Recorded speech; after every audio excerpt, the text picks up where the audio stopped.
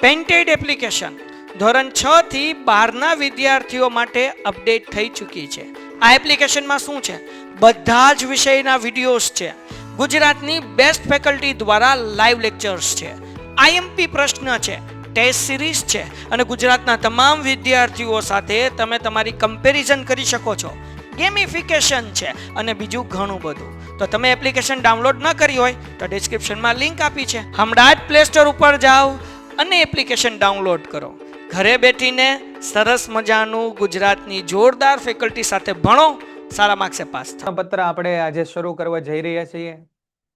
આ બધા પ્રશ્નપત્રની અંદર એવા પ્રશ્નોનો સમાવેશ આપણે કર્યો છે કે જેની આવવાની સંભાવનાઓ મહત્તમ છે. જેની આવવાની સંભાવનાઓ મહત્તમ છે. બરાબર ને ભાઈ? આપણે 80 માંથી 80 ગુણ લાવવા હોય તો બધી તૈયારી કરવી જ પડે. દરેક ચેપ્ટર, એના દરેક પ્રશ્નો એ આપણે વાંચવા જ પડે. બરાબર? એમાંથી થોડું ઘણું એનાલિસિસ અમે અમારા અનુભવ પ્રમાણે કરીને આપીએ કે ભાઈ આ પ્રશ્નો ઉપર વધારે ધ્યાન આપવું જોઈએ. પણ સમજો કે ભાઈ બોર્ડનું પેપર હું કાઢવા ગયો નથી. જો હું કાઢવા ગયો હોત તો આપણે આખું પેપર તમને દઈ દેત. બરાબર ને ભાઈ? એટલે આપણે એવા પ્રશ્નો અત્યારે જોઈ રહ્યા છીએ કે જેની આવવાની સંભાવનાઓ ઘણી વધારે છે. બરાબર? ચાલો તો શરૂ કરી દઈએ ભાઈ. રેડી બધા? ચાલો તમે હા કહો એટલે શરૂ કરી દઈએ આપણે. બરાબર ને ભાઈ? હા, સરસ. ચાલો રેડી? નોટ પેન લઈને બેસું ભાઈ, જેથી કરીને થોડું ઘણું આપણે નોંધી શકીએ. બરાબર? આંખ કાન નાક મગજ ખુલ્લું રાખજો. બરાબર પ્રગતિબેન? શરૂ કરી દઈએ આપણે. જીનાક્ષીબેન ચાલો વિભાગ એ એની ચર્ચા કરીએ. નીચેના પૈકી કઈ જોડ યોગ્ય નથી? તો ભાઈ આ પ્રશ્ન જ્યારે આપણે ભણીએ ત્યારે આપણને બીજા 3 સાચા પ્રશ્નો જોવા મળે. જેમ કે ખાટા ફળોમાં સાઇટ્રિક એસિડ હોય તો હા, સાચો જવાબ છે.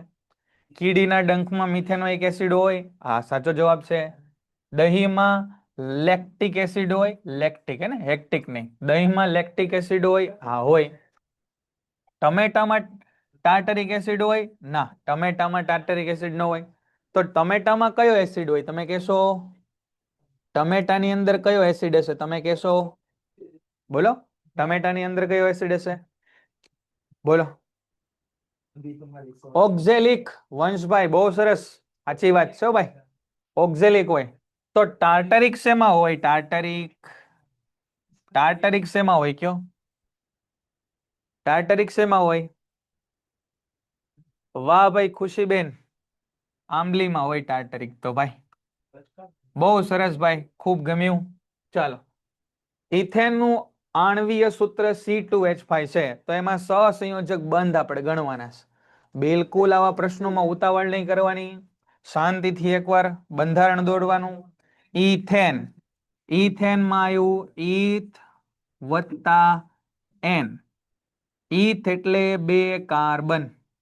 આ 2 કાર્બનના એક એક બંધ પૂરા થઈ ગયા તો અહીંયા હજી 3 સંયોજકતા બાકી રહી, 1 2 ને 3. તો કુલ કેટલા લીટા દેખાય છે અહીંયા? તો કે 3 આ 3 આ 6 ને 1 આ વચ્ચે 7.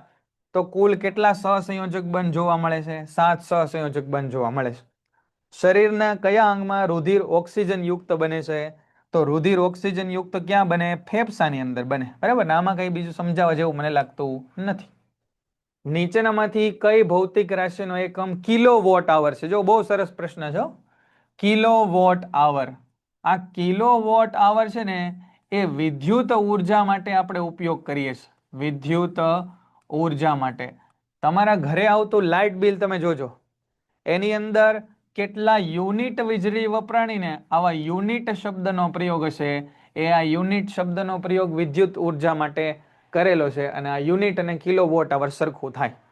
તો કિલોવોટ આવર એ વિદ્યુત ઉર્જા અથવા ખાલી ઉર્જાનો એકમ છે. તો અહીંયા આગળ તો સાહેબ વિદ્યુત પાવર નહીં, વિદ્યુત પ્રવાહ નહીં, વિદ્યુત સ્થિતિમાન નહીં. તો ઉર્જા અને કાર્યનો એકમ સરખો હોય એટલા માટે કાર્યનો એકમ એ આ કિલોવોટ આવર કહી શકાય. ઉર્જા અને કાર્યનો એકમ સરખો હોય એટલા માટે કાર્યનો એકમ કિલોવોટ આવર આપણે કીધો. બાકી ખરેખર કાર્યના એકમનો ઉપયોગ આપણે આ કાર્યનો એકમ આપણે જૂલ લઈએ અને વિદ્યુત ઉર્જા માટે કિલોવોટ આવર વાપરીએ છીએ. પ્રકાશનું ત્રાસુ કિરણ કાચમાંથી હવામાં પ્રવેશે ત્યારે શું થાય?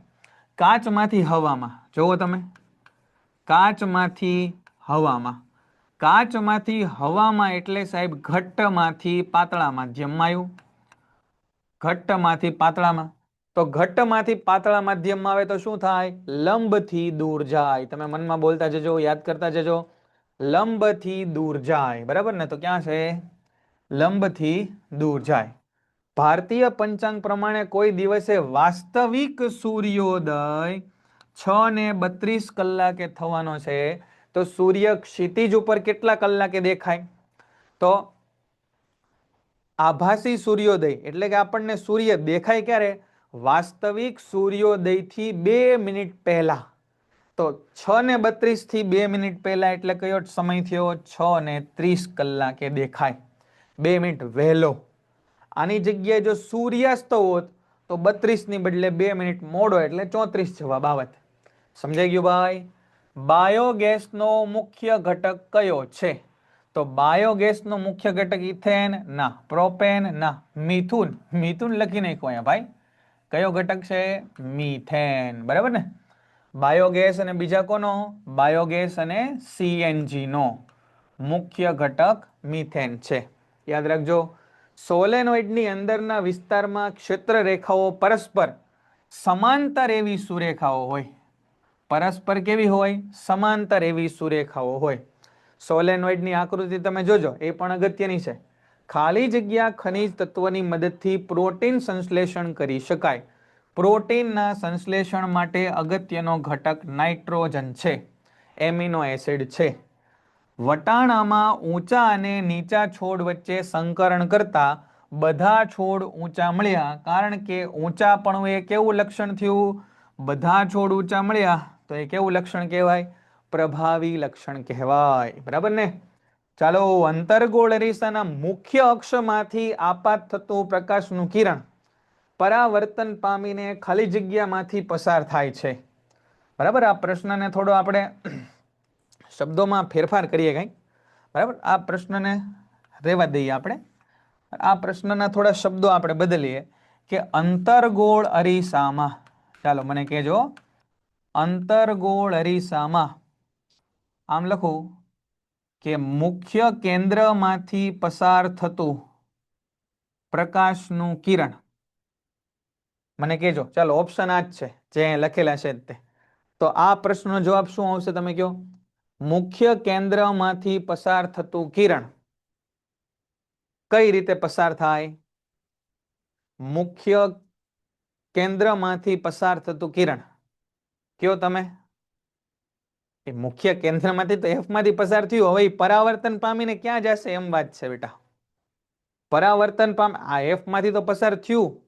હવે ભટકાઈને ક્યાંથી જાય? સી માંથી થોડું જાય. કેમ જાય સી માં? તમે વિચારો તો. સમાંતર. એ મુખ્ય અક્ષને સમાંતર પરાવર્તન પામે. આમ થાય બેટા. જોજો આકૃતિ આપેલી છે. બરાબર? અંતર્ગોળ અરીસામાં મુખ્ય કેન્દ્રમાંથી પસાર થતું કિરણ મુખ્ય અક્ષને સમાંતર પરાવર્તન પામે. બરાબર છે ને? બરાબર? તો આ રીતે તમે થોડું સમજો. સિન્નાબાર નું અણુસૂત્ર શું થાય? HgS. સિન્નાબાર નું અણુસૂત્ર શું થાય? HgS. મેગ્નેશિયમ ક્લોરાઇડમાં 2 આયનીય બંધ હોય? ના ના. બરાબર? આયનીય બંધ 2 હોય નહીં મેગ્નેશિયમ ક્લોરાઇડમાં. બીજની રચનામાં ભ્રૂણાગ્ર, ભાવિ પ્રરો અને ભ્રૂણ મૂળ એ ભાવિ મૂળ તરીકે હોય? તો કે હા, સાચું. બરાબર?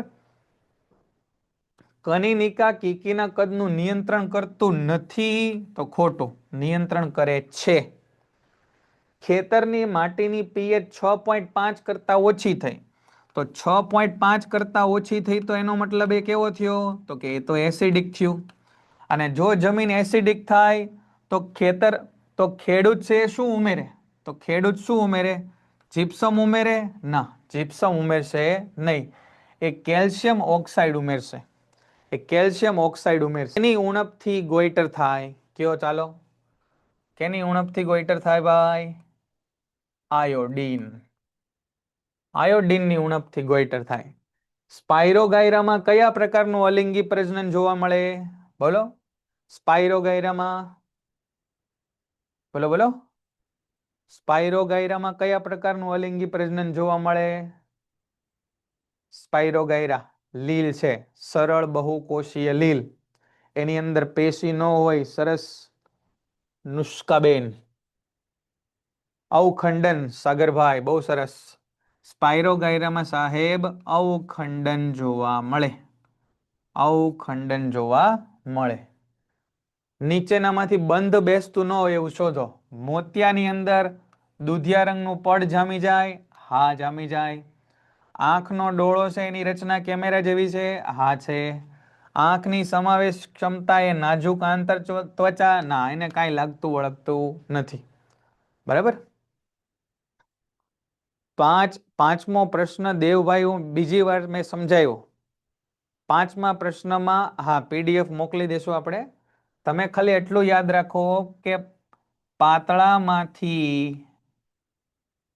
ઘટ્ટ માધ્યમમાં જાય તો લંબ તરફ વળે. લંબ તરફ. પાતળામાંથી ઘટ્ટમાં જાય અને ઘટ્ટમાંથી પાતળામાં જાય તો લંબથી દૂર જાય. બરાબર દેવભાઈ, આ યાદ રાખો કે પાતળામાંથી ઘટ્ટમાં જાય તો લંબ તરફ વળે અને ઘટ્ટમાંથી પાતળામાં જાય તો લંબથી દૂર જાય.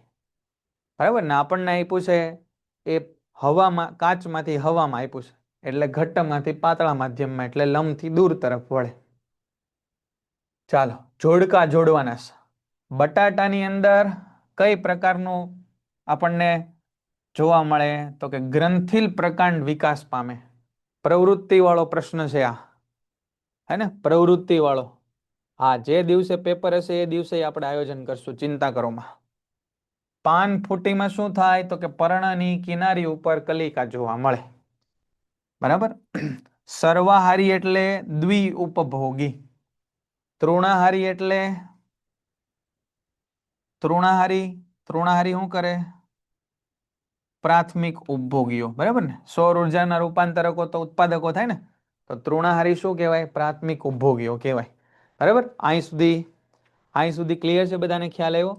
જો એક એક પ્રશ્નની અંદર ખાલી આપણને એક એક પ્રશ્ન જોવા નથી મળતો, આપણે એની થોડી આજુબાજુની ચર્ચા પાછા કરતા જઈએ. બરાબર વંશભાઈ? સરસ. ચાલો, ઓકે. ભાઈ કઈ બાકી રહી ગયું? હા, અચ્છા, બાકી રહી ગયું. અવરોધોના સમાંતર જોડાણના સમતુલ્ય અવરોધનું સૂત્ર. તો સમાંતર જોડાણ માટેનું સમતુલ્ય અવરોધનું સૂત્ર 1/rp is equal to 1/r1 plus 1/r2 plus up to plus 1/rn. બરાબર ને? તો આ સૂત્ર થઈ ગયું સમતુલ્ય અવરોધનું સૂત્ર. ચાલો, સરસ, થેન્ક યુ. ચાલો, બી વિભાગની ચર્ચા આપણે કરીએ. હવે થોડું તમે ધ્યાન દેતા જજો. થોડા પ્રશ્નના જવાબો છે એ યાદ કરતા જજો. જ્યાં નોંધવા જેવું લાગે ત્યાં લખતા જજો. ચલો, બી વિભાગની ચર્ચા શરૂ કરીએ. સિમેન્ટ બનાવવા માટે કયો પદાર્થ વપરાય છે અને તેની બનાવટ જણાવવાની છે. સિમેન્ટ છે એ બાંધકામ માટેનો અગત્યનો પદાર્થ છે.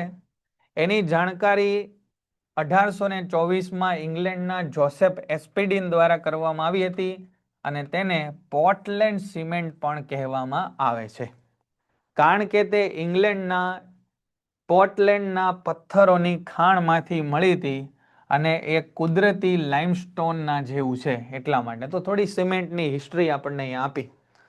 સિમેન્ટને ચૂનામાં એટલે કે કેલ્શિયમ ઓક્સાઇડથી સમૃદ્ધ હોય તેવા પદાર્થ સાથે બીજા પદાર્થ જે સિલિકા ધરાવે તેને એલ્યુમિનિયમ, મેગ્નેશિયમ અને આયર્ન ઓક્સાઇડ સાથેની પ્રક્રિયાથી મેળવાય છે. બરાબર. તો બહુ વધારે આમાં તમારે યાદ રાખવાની જરૂર નથી. ખાલી એટલું યાદ રાખો કે સિમેન્ટ બનાવવા માટે આપણને કેલ્શિયમ ઓક્સાઇડ એટલે કળી ચૂનાની જરૂર પડશે. બાકી આ બધો ગુણોત્તર ને આન તે ને એ બધું તમારે કાંઈ યાદ રાખવાની જરૂર છે નહીં. બરાબર. કેટલા પ્રમાણમાં શું નાખવાનું આ તે, બરાબર, આ બધાની કાંઈ જરૂર છે નહીં. કોની વસ્તુ કેટલી નાખવાની એ સિમેન્ટમાં કાંઈ જરૂર નથી. સિમેન્ટની કાંઈ નથી.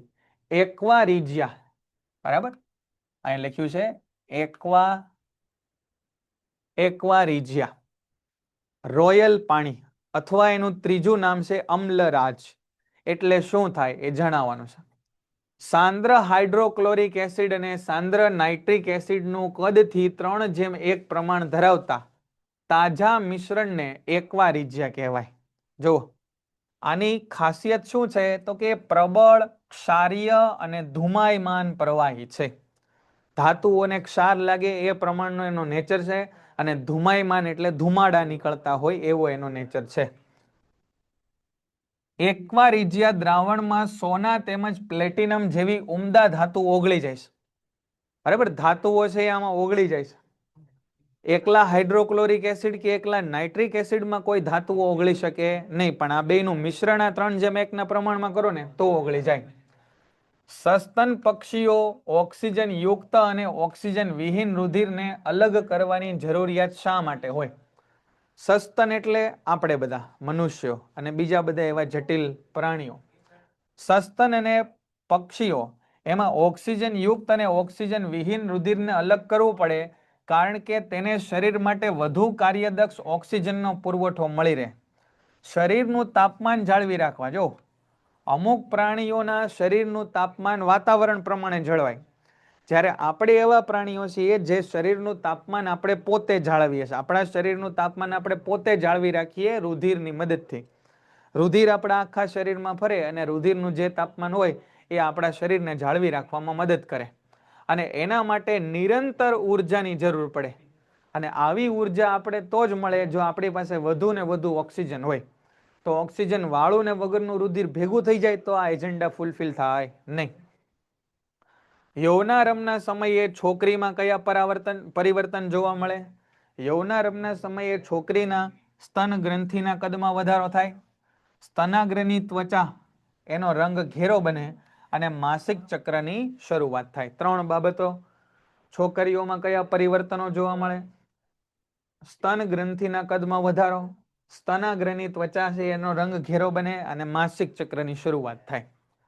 બરાબર, આની અંદર છે એ જનનાંગના ભાગોમાં અને બગલમાં વાળ ઉગવા ને એ બધું આમાં લખવું યોગ્ય નથી, કેમ કે આમાં ખાલી કયું પૂછ્યું છે? છોકરીઓમાં કયા પરિવર્તન જોવા મળે.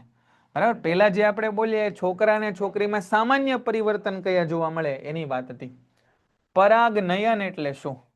પરાગનયન એટલે ભાઈ પરાગાશયમાંથી મુક્ત થતી પરાગરજ એ સ્ત્રી કેસરના પરાગાસન ઉપર પહોંચે, આ ક્રિયાને પરાગનયન કહેવાય. પરાગનયન એટલે શું?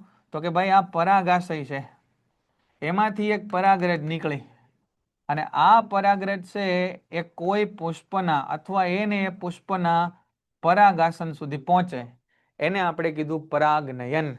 બરાબર ને? પરાગરજ એક પુષ્પના પરાગાશયમાંથી એ જ પુષ્પ અથવા અન્ય પુષ્પના પરાગાસન ઉપર પહોંચે. પરાગરજ પરાગાસન ઉપર પહોંચે એને આપણે પરાગનયન કીધું. એના 2 પ્રકાર હોય, સ્વપરાગનયન, પરપરાગનયન. એક અને એક પુષ્પની પરાગરજ છે એ એના પરાગાસન ઉપર પહોંચે તો સ્વપરાગનયન, આઈને પહોંચી જાય તો સ્વપરાગનયન, બીજા પુષ્પ ઉપર જાય તો પરપરાગનયન. પરાગનયનના મુખ્ય પ્રકારો જો આજ કીધા આપણે, સ્વપરાગનયન અને પરપરાગનયન. એક જ પુષ્પનું પરાગાશયમાંથી પરાગાસન ઉપર પહોંચે તો, અને અન્ય પુષ્પમાં પહોંચે તોની વાત છે. પ્રિઝમની આકૃતિ દોરી તેમાં આપાત કોણ તથા વિચલન કોણ બતાવો. બરાબર, પ્રિઝમની આકૃતિ. આ પ્રિઝમની આકૃતિ ભાઈ પ્રમાણમાં સરળ છે. હું તમને દોરીને અહીંયા બતાવવાનો પ્રયત્ન કરું, તમે ધ્યાનથી જોજો. બરાબર, સૌથી પહેલા તમારે શું કરવાનું તો કે આ પ્રિઝમ દોરવાનો. બરાબર, પ્રિઝમ.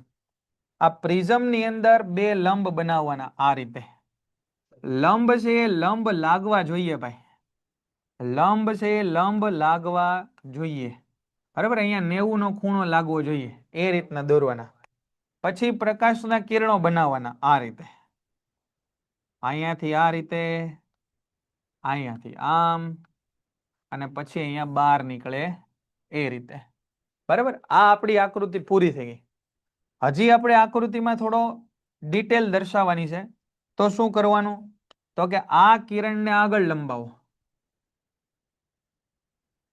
આપાત કિરણને, અને આ વક્રીભૂત કિરણને પાછળ લંબાવો. બરાબર, એ જ્યાં છેદે એના બધા છેદ બિંદુઓને નામ આપી દઈએ આપણે. આને નામ આપી દો A, આ B, આ સી, આને નામ આપી દો, આ ખૂણો છે એને ડી નામ આપવાનું છે, આ ખૂણો એને ડી નામ આપવાનું છે, વિચલન કોણ, બરાબર. પછી આને નામ આપી દો ઈ, આને નામ આપી દો એફ, બરાબર. પછી અહીંયા ખીલીઓ ખીચવાડેલી હશે એને નામ આપી દો પી, ક્યુ, આ આર અને આ એસ, બરાબર, પી ક્યુ આર એસ. પછી ખૂણાઓ બતાવો, ખૂણા હંમેશા લંબ હારે જ બને, આ તમે યાદ રાખજો. તો અહીંયા આપાત કોણ, આ વક્રીભૂત કોણ, આ પણ વક્રીભૂત કોણ, અને બહાર નીકળે છે એટલા માટે આ નિર્ગમન કોણ. ખૂણા હંમેશા લંબ સાથે બને, આ યાદ રાખજો, ખૂણા હંમેશા ક્યાં બને, લંબ સાથે. આ લંબના નામ આપી દો એન એન ડેશ અને એમ એમ ડેશ, બરાબર. નામમાં એબીસીડી માં ફેરફાર થાય તોય કઈ ચિંતા નથી, બરાબર. તો આ રીતે તમે દોરી શકો. આ પીઈ આ એને આપાત કિરણ કહેવાય, ઈ એફ એને વક્રીભૂત કોણ કહેવાય, વક્રીભૂત કિરણ કહેવાય, અને આ એફ એસ એને નિર્ગમન કિરણ કહેવાય. આપાત કિરણ, વક્રીભૂત કિરણ, નિર્ગમન કિરણ. આપાત કોણ, વક્રીભૂત કોણ, નિર્ગમન કોણ. અને વિચલન કોણ એટલે આ વિચલન કોણ. કેમ એને વિચલન કોણ શીખી દો સાહેબ? તો કે જો સાહેબ આ કિરણ જાતું હતું, જો આ પ્રિઝમ ન હોત તો આ કિરણ ક્યાં જાત, તો આમ જ જાત. પણ આ પ્રિઝમ આવી ગયો એના કારણે આમ વળીને આમ ગયું, એટલે આમ જવા વાળું કિરણ અલ્ટિમેટલી આમ બહાર નીકળો, તો આટલા ખૂણાઓ પર વળ્યું એટલા માટે એને નામ આપી દીધું વિચલન કોણ, વિચલિત થઈ ગયું. કેમ? જેમ તમારામાંથી કેટલા, તો આ એક આલેખ બનાવ્યો. હવે સાંભળો, બરાબર. અહીંયા જોજો, એક શબ્દ છે એને કહેવાય આલેખનો ઢાળ, આલેખનો ઢાળ. અને આલેખનો ઢાળ થાય વાય અક્ષ એના છેદમાં એક્સ અક્ષ, બરાબર, વાય અક્ષ એના છેદમાં એક્સ અક્ષ. તો અહીંયા તમે જુઓ કે વાય અક્ષ ઉપર શું આપેલું છે, તો કે વિદ્યુત પ્રવાહ, અને એક્સ અક્ષ ઉપર શું આપેલું છે, તો કે એની ઉપર વિદ્યુત સ્થિતિમાન, બરાબર ને. તો સૂત્ર આવું છે, V is equal to I R, V is equal to I R. તો આને કરતા બનાવો આપણે આર ને, તો આર ને કરતા બનાવો તો આ થઈ ગયું V ના છેદમાં I.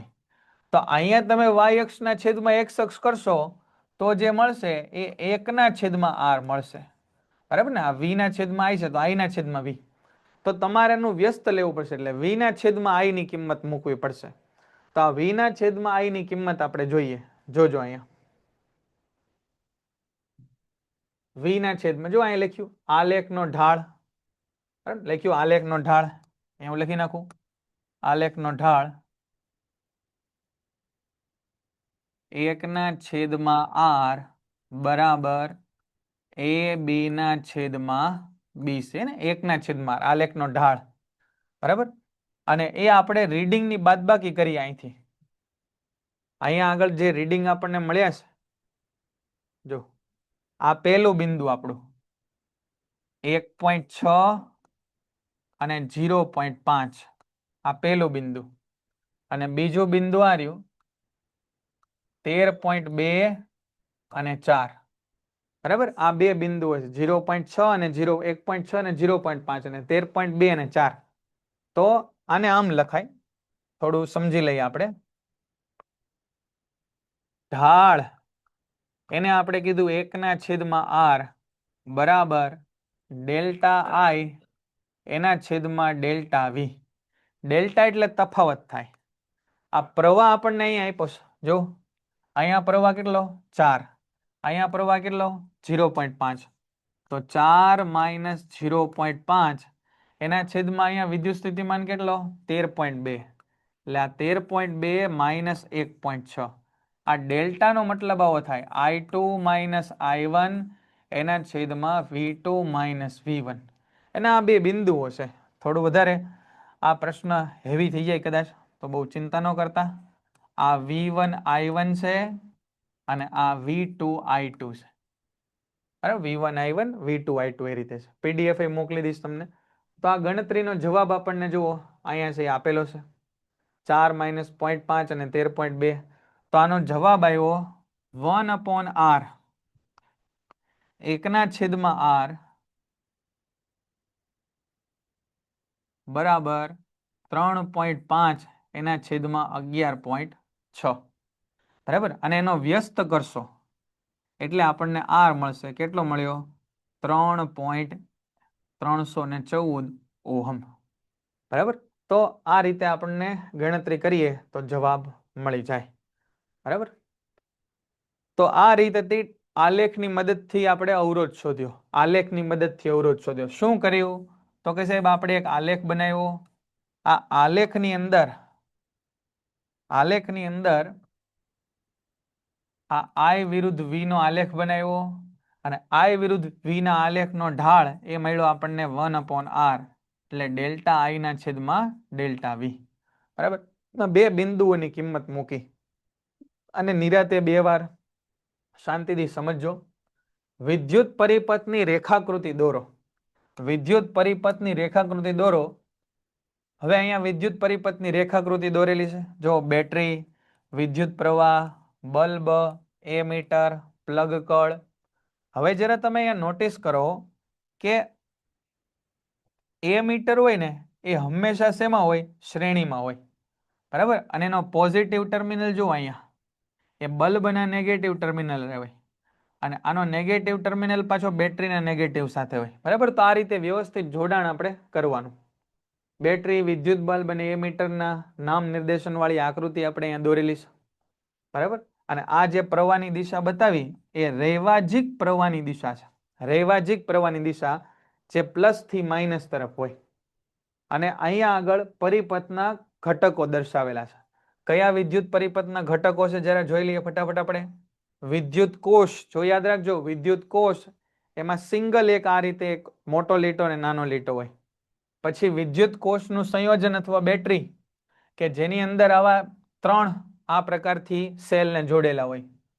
પ્લગ કળ અથવા સ્વિચ ખુલ્લી. પ્લગ કળ અથવા સ્વિચ ખુલ્લી એનો મતલબ થાય સ્વિચ બંધ.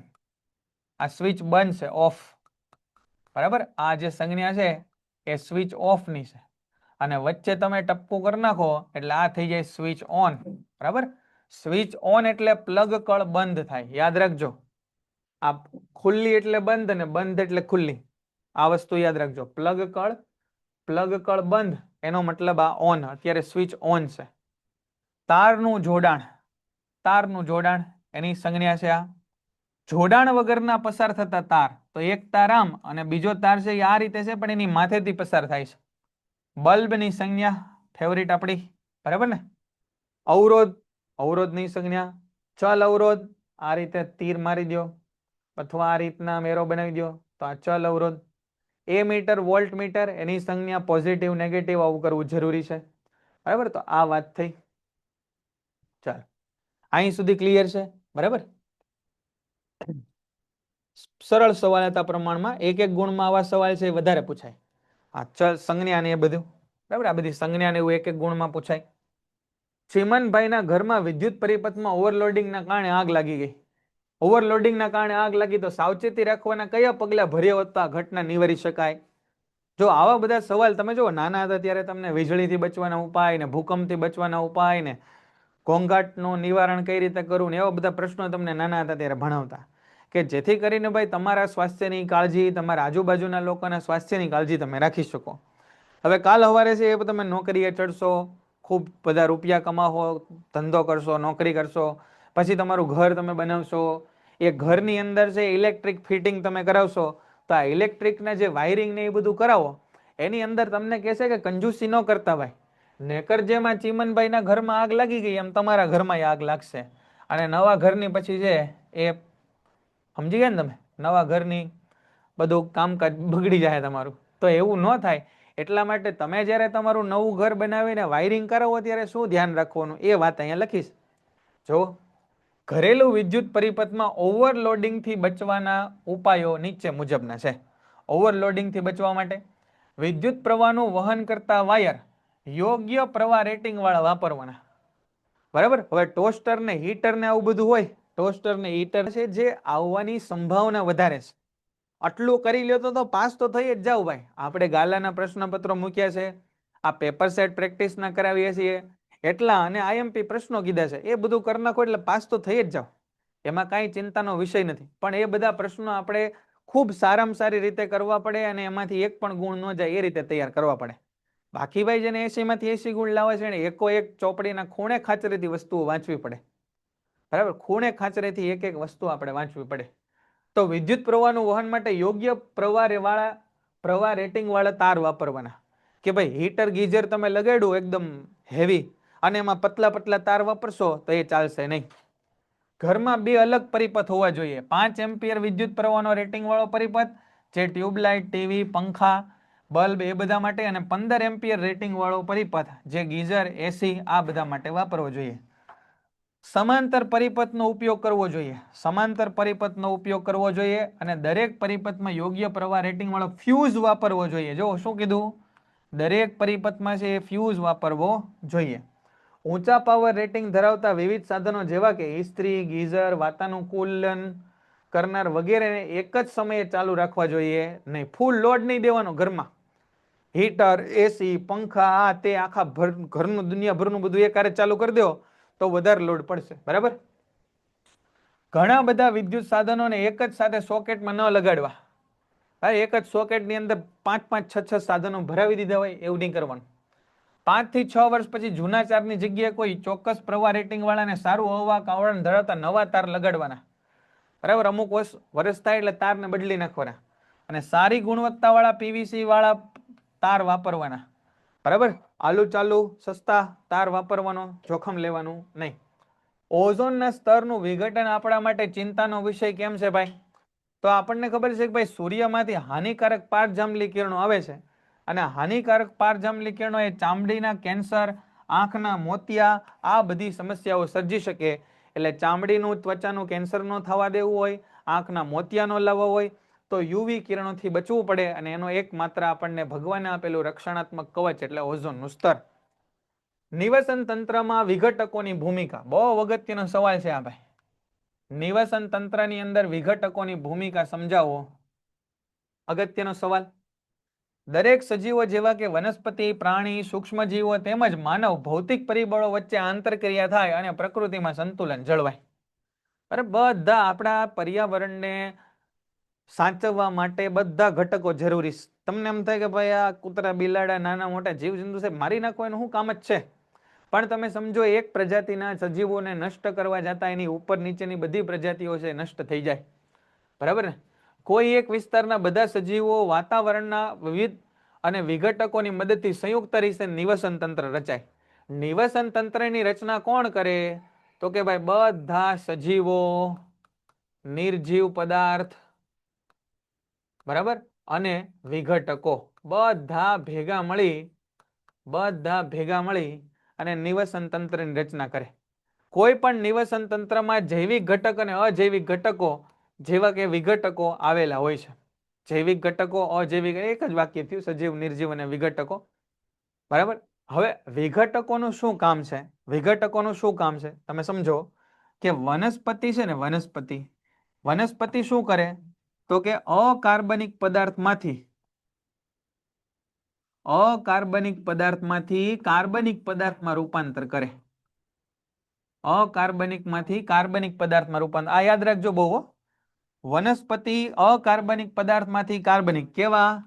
સરળ અકાર્બનિકમાંથી જટિલ કાર્બનિક પદાર્થમાં રૂપાંતર કરે. અને આનું ઊંધું કામ છે ને એ વિઘટકો કરે. આનું ઊંધું કામ છે એ વિઘટકો કરે. જટિલ કાર્બનિકમાંથી સરળ અકાર્બનિક બનાવે. અને આ સરળ અકાર્બનિક બનાવવાથી શું ફાયદો થાય? સરળ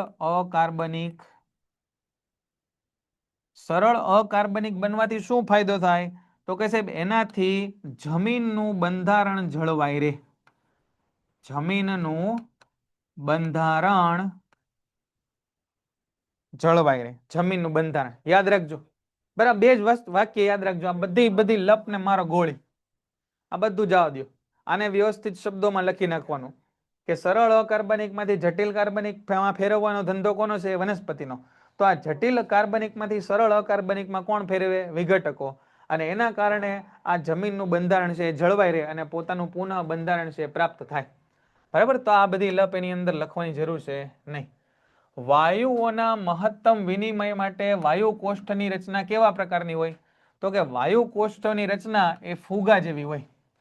શ્વાસ વાહિકોના અંતે વાયુ કોષ્ઠોની રચના ફુગા જેવી હોય અને તેની પાતળી દિવાલ પર રુધિર કેશિકાઓની વિસ્તૃત જાળીરૂપ રચના હોય અને જેના કારણે વધારે વિસ્તૃત સપાટી એને મળે.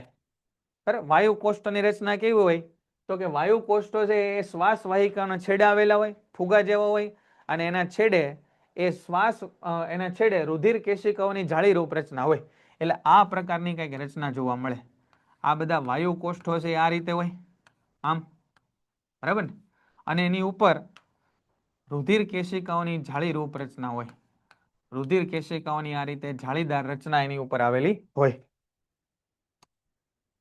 જિયા ચુંબકની આકૃતિ દોરી તેમાં ચુંબકીય ક્ષેત્ર રેખાઓ દર્શાવે. તો ચુંબકીય ક્ષેત્ર રેખાઓની લાક્ષણિકતા આપણે જણાવવાની છે. ચુંબકીય ક્ષેત્ર રેખાઓની લાક્ષણિકતા યાદ રાખજો.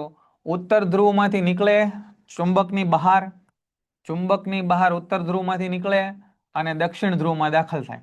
અને ચુંબકની અંદર દક્ષિણ ધ્રુવથી ઉત્તર ધ્રુવ તરફ હોય. જો અંદર અને બહારની દિશા છે ને એ અલગ અલગ છે. અંદર ક્યાં હોય? દક્ષિણથી ઉત્તર. એ આકૃતિ તમે જોશો ને એટલે તરત યાદ રહી જશે. પછી બીજું, બંધ ગાળાઓ રચે છે. ચુંબકીય ક્ષેત્ર રેખાઓ ધ્રુવ પાસે એકબીજાથી નજીક હોય, બરાબર, અને વચ્ચેના ભાગમાં છે એકબીજાથી દૂર હોય. એનો મતલબ કે ધ્રુવ પાસે ચુંબકીય ક્ષેત્ર કેવું હોય? પ્રબળ હોય. અને ચુંબકના વચ્ચેના ભાગમાં ચુંબકીય ક્ષેત્ર કેવું હોય? નિર્બળ હોય. ચુંબકીય ક્ષેત્ર રેખાઓ ક્યારેય એકબીજાને છેદે નહીં. કારણ કે જો છેદે તો એક બિંદુ પાસે ચુંબકીય ક્ષેત્રની બે દિશા મળે, જે શક્ય નથી. બરાબર, અને એકબીજાથી સમાન અને સમાંતર આવેલી ચુંબકીય ક્ષેત્ર રેખાઓ એ સમાંતર ચુંબકીય ક્ષેત્ર દર્શાવે છે. સમાંતર ચુંબકીય ક્ષેત્ર તો એ આકૃતિમાં દર્શાવેલું છે. હવે વિભાગ સી ની ચર્ચા કરીએ. Fe plus H2 gives Fe3O4 plus H2. આ સમીકરણને સમતોલિત કરવાના સોપાનો જણાવવાના છે. બરાબર, પહેલું સોપાનું છે તો કે સમતોલિત કરવા માટે સૌપ્રથમ આ બધા જેટલા તત્વો આવેલા છે અને એમાં કેટલા પરમાણુઓ ડાબી બાજુ છે અને નિપજમાં કેટલા પરમાણુ છે એને લખવાનું. પછી બીજું શું કહે છે કે વધુ પરમાણુઓ ધરાવતા સંયોજનને પસંદ કરો. બરાબર, વધુ પરમાણુઓ ધરાવતા. તો વધુ પરમાણુઓ અહીંયા કોણ ધરાવે છે? તો કે સાહેબ જોતા તો એવું લાગે છે કે આ ઓક્સિજન છે ને એ વધુ પરમાણુ ધરાવે છે. તો આપણે અહીંયા ઓક્સિજનના પરમાણુ અને નિપજમાં ઓક્સિજનના પરમાણુને સરખા કર્યા કે પ્રક્રિયકમાં ઓક્સિજનના પરમાણુ કેટલા છે? 1 અને નિપજમાં કેટલા છે? 4. તો પ્રક્રિયકમાં પરમાણુને આપણે 4 વડે ગુણી નાખ્યા તો અહીંયા 4 અને અહીંયા 4 થઈ ગયા. પછી શું કહે છે કે આ જે સમીકરણ મળ્યું Fe plus 4H2O gives Fe3O4 plus H2. એમાં આપણે અત્યાર સુધી આ શું ઉમેર્યું? તો કે આ 4 ઉમેર્યા. Fe ની સંખ્યા છે એ 3 છે પણ એ 1 જ છે. તો અહીંયા પણ આને ગુણવા, અહીંયા 3 વડે ગુણવા પડશે ત્યારે આ સમીકરણ છે સમતોલિત થઈ ગયું. બરાબર, તો ડાબી અને જમણી તરફ દરેક જગ્યાએ પરમાણુઓની સંખ્યા કેવી હોવી જોઈએ? સમાન હોવી જોઈએ. જેમ કે હવે તમે ગણો, હાઇડ્રોજન કેટલા? 4 દુ 8. અહીંયા હાઇડ્રોજન 4 દુ 8. અહીંયા 4 આગળ લખવાના. આયન કેટલા? 3. તો અહીંયા કેટલા? 3. ઓક્સિજન કેટલા? જો 4 એકા 4. અહીંયા ઓક્સિજન કેટલા? 4. તો દરેક પરમાણુઓની સંખ્યા આ રીતે સમાન થવી જોઈએ. બરાબર, તો એ જ બધા સ્ટેપ અહીંયા છે એ લખેલા છે. કઈ રીતે ક્રમમાં એને કરવું જોઈએ એને તમે નિરાંતેથી એકવાર છે એ વાંચજો. બરાબર, સક્રિયતા શ્રેણીમાં, ધાતુની સક્રિયતા શ્રેણીમાં કઈ રાસાયણિક પ્રક્રિયાઓથી નક્કી થાય? સક્રિયતા શ્રેણી તમારે નક્કી કરવી છે તો કઈ રાશિઓ? બહુ અઘરો પ્રશ્ન છે. ડાયરેક્ટ એવું નથી કહી દીધું કે સક્રિયતા શ્રેણીમાં ઉપર રહેલા તત્વો એના વિશે તમે જણાવો કે નીચે રહેલા તત્વો વિશે જણાવો, એવું કઈ નથી પૂછ્યું. સક્રિયતા શ્રેણી તમે કઈ રીતે બનાવી એના માટેનો પ્રશ્ન પૂછ્યો છે. એ આખું ચેપ્ટર જે સમજાવે ને એને જ ખબર પડે. જો નીચી સક્રિયતા ધરાવતી ધાતુઓ એના ઓક્સાઇડને ગરમ કરો તો એમાંથી ધાતુ છૂટી પડી જાય. જો નીચી સક્રિયતા ધરાવે ને એના ઓક્સાઇડને ગરમ કરો એટલે તરત ધાતુ છૂટી પડી જાય, તો એ નીચી સક્રિયતા ધરાવતી. મધ્યમ સક્રિયતા ધરાવતી ધાતુના ઓક્સાઇડને કાર્બન વડે રિડક્શન કરવું પડે, થોડુંક વધારે બળ કરવું પડે ત્યારે એ છૂટા પડે. અને ઊંચી સક્રિયતા ધરાવતી ધાતુના ઓક્સાઇડને પીગળેલા દ્રાવણનું વિદ્યુત વિભાજનીય રિડક્શન કરો ને ત્યારે ધાતુને મેળવી શકાય. જેમ કે સોડિયમ ક્લોરાઇડ માંથી સોડિયમ મેળવવું. જો સક્રિયતા શ્રેણી કઈ રીતે બનાવી એની વાત કરી છે. જો ધાતુ બહુ સક્રિય નહીં હોય તો સીધું એને ગરમ કરશો ને એટલે ધાતુ છૂટી પડી જાય. જો ધાતુ મધ્યમ સક્રિય હશે તો એના રિડક્શન માટે કાર્બનની જરૂર પડશે. અને જો ધાતુ ખૂબ સક્રિય હશે તો એના પીગળેલા દ્રાવણમાંથી વિદ્યુત વિભાજન કરશો તો જ એ ધાતુ છૂટી પડશે, અન્યથા છૂટી પડશે નહીં. બરાબર.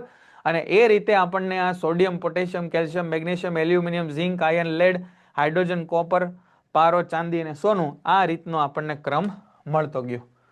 સૌથી ટોચમાં રહેલી ધાતુના નિષ્કર્ષણ કઈ રીતે કરી શકાય? ટોચમાં રહેલી એટલે ખૂબ સક્રિય ધાતુ. ખૂબ સક્રિય ધાતુ એટલે સોડિયમ, મેગ્નેશિયમ, કેલ્શિયમ. એને કઈ રીતે આપણે છૂટી પાડી શકીએ? તો કે હમણાં વાત કરીએ એમ પીગળેલા ક્લોરાઇડમાંથી એનું વિદ્યુત વિભાજન કરીને મેળવાય. પીગળેલા ક્લોરાઇડનું વિદ્યુત વિભાજન કરીને આપણે મેળવી શકીએ. બરાબર. અને વિદ્યુત વિભાજન દરમિયાન કેથોડ ઋણ ધ્રુવ પાસે આ જમા થાય. આ NaCl છે તો આપણને ખબર છે કે NaCl ની અંદર સોડિયમ છે ને એ પોઝિટિવ આયન હશે અને આ ક્લોરીન છે એ નેગેટિવ આયન હશે. તો આ પોઝિટિવ આયન કોની બાજુ જાય? ઋણ ધ્રુવ તરફ જાય. અને આ નેગેટિવ આયન કોની બાજુ જાય? એ ધન ધ્રુવ તરફ જાય. બરાબર. એટલે ધાતુ છે એ કેથોડ ઉપર ઋણ ધ્રુવ ઉપર જમા થાય. આવી જ રીતે એલ્યુમિનિયમ ઓક્સાઇડનું વિદ્યુત વિભાજન કરીને આપણે એલ્યુમિનિયમ મેળવી શકીએ. રાસાયણિક ગુણધર્મના આધારે ધાતુ અધાતુ વચ્ચેનો ભેદ પારખવો અને ઉભયગુણી ઓક્સાઇડ એટલે શું થાય તેના ઉદાહરણ આપો. જુઓ કેવા પ્રશ્નો છે. સીધા કોઈ ડાયરેક્ટ પ્રશ્નો આપણને પૂછી નથી લીધા. સમજો અહીંયા કે ધાતુ અને અધાતુ વચ્ચેનો ભેદ પારખવાનો છે આપણે. પણ એવું નહીં કે ભાઈ ધાતુ છે ભારે હોય ને અધાતુ છે હલકી હોય ને ઘન સ્વરૂપમાં હોય ને પ્રવાહી વાયુ સ્વરૂપમાં હોય ને ઘન અને વાયુ સ્વરૂપમાં, એવું કાંઈ નહીં. રાસાયણિક ગુણધર્મોના આધારે આપણે ચકાસવાનું છે ધાતુ અધાતુ કઈ રીતે એને અલગ પાડી શકાય. તો જો અહીંયા ધાતુ તત્વના પરમાણુની બાહ્યતમ કક્ષામાં, જો પરમાણુની બાહ્યતમ કક્ષામાં 1, 2 કે 3 ઇલેક્ટ્રોન હોય અને એટલા માટે ઇલેક્ટ્રોન ગુમાવીને ધન આયન બનાવવાનું વલણ ધરાવે. ધાતુના ઓક્સાઇડ સામાન્ય રીતે કેવા હોય? બેઝિક ઓક્સાઇડ હોય અને તે ડાયક્લોરિન અને ડાયનાઇટ્રોજન સાથે આયોનિક સંયોજનો બનાવે. ક્લોરિન આરે બરાબર હાઇડ્રોજન આરે આયનીય સંયોજનો બનાવે. એસિડ સાથે પ્રક્રિયા કરી ડાયહાઇડ્રોજન વાયુ મુક્ત કરે એટલે હાઇડ્રોજન વાયુ મુક્ત કરે. ધાતુઓની એસિડ આરે પ્રક્રિયા થાય તો હાઇડ્રોજન વાયુ મુક્ત થાય. આ યાદ રાખજો, બહુ અગત્યના પ્રશ્નો છે. આમાંથી નાના નાના ટૂંકા પ્રશ્નો બની શકે ભાઈ. સમજો છો? ખ્યાલ આવે છે કે ધાતુ અધાતુ તત્વોને અલગ કરવાના છે. આ સમજાય છે બધાને? હે ને? આ બધા પ્રશ્નો ભણવા માટે થોડીક આપણામાં વધારે પેશન્સ અને તેવડ હોવી જોઈએ, તો જ બેસીને સાંભળી શકીએ, ને તો ન સાંભળી શકીએ. ધાતુ અધાતુ તત્વનો તફાવત દેવાનો છે, પણ ધાતુ અધાતુનો તફાવત કઈ રીતે આપવાનો? રાસાયણિક પ્રક્રિયાના આધારે, એના ભૌતિક ગુણધર્મોના આધારે નહીં, રાસાયણિક પ્રક્રિયાના આધારે. તો શું ફરક છે? તો કે ધાતુ હોય ને એની બાહ્યતમ કક્ષામાં 1, 2 કે 3 ઇલેક્ટ્રોન રાખે, એટલે કે હોય છે. બરાબર. રાખે એટલે મરજી તો એની છે ને, યાદ કરતા જજો. અને આ 1, 2 કે 3 ઇલેક્ટ્રોન ગુમાવે, અને ઇલેક્ટ્રોન ગુમાવે એટલે ધન આયન બને. ધાતુના ઓક્સાઇડ સામાન્ય રીતે કેવા હોય? બેઝિક હોય અને એ ક્લોરીન અને હાઇડ્રોજન સાથે આયનીય સંયોજનો બનાવે. એસિડ સાથે પ્રક્રિયા કરી અને હાઇડ્રોજન વાયુ, આ ડાયહાઇડ્રોજન એટલે હાઇડ્રોજન, હાઇડ્રોજન આમ મુક્ત થાય ને એટલે ડાયહાઇડ્રોજન એવું લખે છે. એસિડ સાથે પ્રક્રિયા કરી હાઇડ્રોજન વાયુ મુક્ત બને. અધાતુની બાહ્યતમ કક્ષામાં 3 થી વધારે ઇલેક્ટ્રોન હોય, 4, 5, 6 કે 7 ઇલેક્ટ્રોન હોય. તે ઇલેક્ટ્રોન મેળવી અને ઋણ આયન બનાવવાનું વલણ ધરાવે. ઋણ આયન બનાવવાનું વલણ ધરાવે. તેના ઓક્સાઇડ એસિડિક કે તટસ્થ ઓક્સાઇડ હોય. તે ક્લોરીન અને હાઇડ્રોજન સાથે સહસંયોજક બંધ બનાવે. જો પેલા આયનીય બંધ બનાવે, આ સહસંયોજક બંધ બનાવે. તે એસિડ સાથે પ્રક્રિયા કરી અને હાઇડ્રોજન વાયુ મુક્ત કરી શકતા નથી. જો અધાતુઓ એસિડ આરે પ્રક્રિયા કરીને હાઇડ્રોજન વાયુ મુક્ત કરતા નથી. અને છેલ્લો પ્રશ્ન આપણને કીધો કે જે ધાતુના ઓક્સાઇડ એસિડ અને બેઝ એમ બંને સાથે પ્રક્રિયા કરી અને ક્ષાર અને પાણી આપે એવા એવા ઓક્સાઇડને આપણે ઉભયગુણી ઓક્સાઇડ નામ આપ્યું. ઉભયગુણી ઓક્સાઇડ. કોણ કોણ ઉભયગુણી ઓક્સાઇડ છે? એલ્યુમિનિયમ ઓક્સાઇડ, યાદ રાખજો, અને ઝિંક ઓક્સાઇડ. એલ્યુમિનિયમ ઓક્સાઇડ એટલે Al2O3, કેમ કે Al3+ હોય અને O2- હોય. તો આ 3 છે આને મળશે અને આ 2 આને મળશે, તો Al2O3. અને ઝિંક છે Zn2+ હોય અને ઓક્સિજન છે એ 2 માઇનસ હોય તો આ બે આને મળે, આ બે આને મળે, તો Zn2O2 થાય. પણ આ બે બે 2 2 બે માં હોય ને તો આપણે બે બે લખવાનો રિવાજ નથી ને કોમન કાઢીને ઉડાડી દઈએ એવું માનો, ઉડાડવાનું નથી કઈ, બરાબર? એટલે ZnO લખાય. પછી હું કહે છે કે મગજની આકૃતિ દોરી અને અગ્ર મગજનું વર્ણન કરવાનું છે. તો મગજની આકૃતિ પુસ્તકમાં આપણે બધા અવારનવાર જોઈ જ છે એટલે એની ચર્ચા હવે આપણે અત્યારે નથી કરતા. અગ્ર મગજની થોડીક વાત કરી લઈએ. અગ્ર મગજ એ બૃહદ મસ્તિષ્ક ધરાવતો ને વિચારવા વાળો મુખ્ય ભાગ છે. આ પ્રશ્નને કઈ રીતે યાદ રાખવો ને એની આપણે બહુ ડિટેલમાં ચર્ચા કરીશું. હવે તમારે વિચારવું હોય ને તો કંઈક ડેટા જોઈએ. ડેટા ક્યાંથી મળે આપણને? વાતાવરણમાંથી. તો વાતાવરણમાંથી કોણ આપણને ડેટા આપે? તો કે ભાઈ વિવિધ ગ્રાહી એકમોમાંથી સંવેદનાઓ મેળવવાના વિસ્તાર આવેલા હોય. ગ્રાહી એકમો કયા કયા? તો કે શ્રવણ, ધ્રાણ, દૃષ્ટિ વગેરે માટે વિશિષ્ટીકરણ પામેલા અલગ વિસ્તાર આવેલા. શ્રવણ એટલે સાંભળવું, દૃષ્ટિ એટલે જોવાનું, ધ્રાણ એટલે સુગંધ. તો સાંભળેલું, જોયેલું અને સૂંઘેલું આ બધું આપણે અગ્ર મગજમાં આવી જાય. સહનિયમનના સ્વતંત્ર ક્ષેત્ર આવેલા હોય. સહનિયમન એટલે એકબીજા સાથે માહિતીને રિલેટ કરે અને ગ્રાહી એકમોમાંથી પ્રાપ્ત થતી માહિતી અને મગજમાં સંગ્રહેલી માહિતીને સંકલિત કરી સંવેદનાનું અર્થઘટન કરે. સંવેદનાનું અર્થઘટન કરે. નવી માહિતી અને જૂની પડેલી બેને ભેગી કરીને અર્થઘટન કરે અને માહિતીના અર્થઘટન બાદ કઈ રીતે પ્રતિચાર કરવો તેના માટે નિર્ણય લે. ખાલી અર્થઘટન કરે એમ નહીં, એની ઉપર પ્રતિચાર કઈ રીતે કરવો એટલે શું એનો રિસ્પોન્સ આપવો એના ઉપર પણ આનું કામ કરે. જાતીય રોગોનું વર્ણન કરવાનું છે. હા એવું કરીએ કૌશલભાઈ, આપણે પેપર કઈ રીતે લખવું. વચ્ચે વચ્ચે તો આપણે સૂચના આપતા હોય પણ ડેડિકેટેડ એવો વિડીયો બનાવવો જોઈએ. એ વાત તમારી સાચી છે, બરાબર? ચાલ પેપર કઈ રીતે લખવો છું એકાદ પેપર આપણે બતાવશું તમને, હે ને? એવું કરીએ આપણે, એ સારું છે. ચાલો અહીંયા ધંધામાં ધ્યાન દેજો ભાઈ. બાકી જેને વાંચવું ન હોય એ લેક્ચર છોડીને જઈ શકે છે. હો ને? અહીંયા આ પ્રશ્ન પૂછાશે તો આવડશે નહીં. એકદમ સહેલો સવાલ છે. જો જાતીય રોગોની ચર્ચા કરો, બરાબર? ખાલી એસટીડી નામ આવી જાય ને તો અડધાને ખબર નહીં પડે. એસટીડી એવું સાહેબ આવ્યું જ નથી કાંઈ, બરાબર? તો આપણે સમજ્યા હશું તો ખબર પડે કે એસટીડી એટલે સાહેબ સેક્સ્યુઅલી ટ્રાન્સમિટેડ ડિસીઝ થાય અને એનો મતલબ જાતીય સંક્રમણથી થતા રોગો થાય, બરાબર? ચાલો, રોગો ચેપી વ્યક્તિ. હવે જાતીય રોગો કઈ રીતે થાય? તો કે જે લોકોને આ રોગ થયો છે ત્યાંથી એના પ્રગાઢ જાતીય સંપર્કથી આ રોગ છે એ થઈ શકે. જાતીય રોગ માટે કોણ જવાબદાર છે? વાયરસ, બેક્ટેરિયા, ફૂગ, પ્રજીવો આ બધા જાતીય રોગ માટે જવાબદાર છે. કયા કયા જાતીય રોગો છે? તો કે સિફિલિસ, ગોનોરિયા, HIV, એડ્સ આ બધા. સિફિલિસ એ ટ્રેપોનમાં પેલિડ નામના બેક્ટેરિયાથી થતો રોગ છે. જો બેક્ટેરિયાથી થતો રોગ છે. તેમાં મૂત્રજનન માર્ગના શ્લેષ્મ સ્તરમાં ઈજા અને સામાન્ય ચાંદી થાય છે. ગોનોરિયા એ નાઇસેરિયા ગોનોરી નામના બેક્ટેરિયાથી થતો રોગ છે. તો આ સિફિલિસ અને ગોનોરિયા એ બેક્ટેરિયાજનક રોગો છે, બરાબર? સિફિલિસ અને ગોનોરિયા એ રોગને મટાડી શકાય અને એડ્સ તે હ્યુમન ઇમ્યુનો ડેફિશિયન્સી વાયરસ એટલે HIV જેને આપણે કહીએ એનાથી થતો ખૂબ ગંભીર અને જીવલેણ રોગ છે. HIV માં પ્રતિકારક તંત્રનો ઈજા પહોંચે છે. એથી વ્યક્તિનું શરીર છે અન્ય ચેપ કે રોગો સામે પ્રતિકારક શક્તિ છે ઉપજાવી શકતું નથી. હે ને? HIV એડ્સ એવું છે કે એ બીજા બધા રોગો થવા દે, એટલે કોઈનો રોકી ન શકે. આપણું શરીર અત્યારે શું કરે? આખો દિવસ રોગો સામે લડતું હોય. બહારથી ધૂળ, ધુમાડા, રજકણ, બેક્ટેરિયા બધાનો મારો થાય પણ આપણું શરીર સતત એની સામે લડે. પણ આ HIV ગ્રસિત લોકોનું શરીર એની સામે લડત આપી શકે નહીં અને શરીર નબળું પડે. જાતીય સમાગમ દરમિયાન નિરોધના ઉપયોગથી જાતીય રોગોને ફેલાવવા અટકાવી શકાય છે, બરાબર? જાતીય રોગોથી કઈ રીતે બચી શકાય? તો કે જાતીય રોગો માટે સેક્સ અથવા તો જાતીય પ્રવૃત્તિ ટાળો. જાતીય પ્રવૃત્તિ ટાળો. બિનચેપી જીવનસાથી સાથે રહો. બિનચેપી તો શું સાહેબ? ટેસ્ટ કરાવવા? હા કરાવાય ને ભાઈ, મરી જાય એની કરતા ટેસ્ટ કરાવવા હારા ને. પેન્ટેડ એપ્લિકેશન ધોરણ 6 થી 12ના વિદ્યાર્થીઓ માટે અપડેટ થઈ ચૂકી છે. આ એપ્લિકેશનમાં શું છે?